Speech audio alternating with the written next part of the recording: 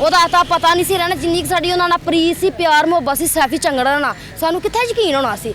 ਇਹ ਤਾਂ ਅੱਲਾ ਦਾ ਲੱਖ ਲੱਖ ਸ਼ੁਕਰ ਹੈ ਜਿਹਨੇ ਫਰਿਸ਼ਤਾ ਬਣ ਕੇ ਅੱਗੇ ਖਲੋਤੀ ਸੀ ਸਾਡੀ ਭੁੱਫੀ। ਉਹਨੇ ਵੇਖ ਲਿਆ ਤੇ ਮੁਜ਼ੰਮਲ ਸੈਨ ਨੇ 7 ਦਾ ਟਾਈਮ ਹੋਇਆ ਪੁਲ ਤੇ ਲਾਸ਼ ਸੁੱਟ ਗਏ ਨੇ ਚਾਰੀ ਭਰਾ ਸਦਾਮ ਚੰਗੜ ਅਰਸ਼ਾਰ ਚੰਗੜ ਸੈਫੀ ਚੰਗੜ ਬਲਾਲ ਚੰਗੜ ਫਟਾਫਟ ਸੁੱਟ ਕੇ ਨਾ ਨਠੰਦ ਕੀਤੀ ਹੈ। ਲੋਕਾਂ ਨੇ ਮੰਜੀ 'ਚ ਪਾ ਕੇ ਬਾਲਾਂ ਨੇ ਲਿਆਂਦਾ। ਸਾਨੂੰ ਤਾਂ ਪਤਾ ਲੱਗਾ ਜਦੋਂ ਚਾਚੇ ਸਾਡੇ ਦੇ ਵਿਹੜੇ 'ਚ ਪਾ ਲੋਕੀ ਸੁੱਟ ਕੇ ਤੁਰ ਗਏ ਨੇ। ਲੋਕਾਂ ਲਿਆਂਦਾ ਚੁੱਕ ਕੇ। लाश कहाँ फेंकी थी?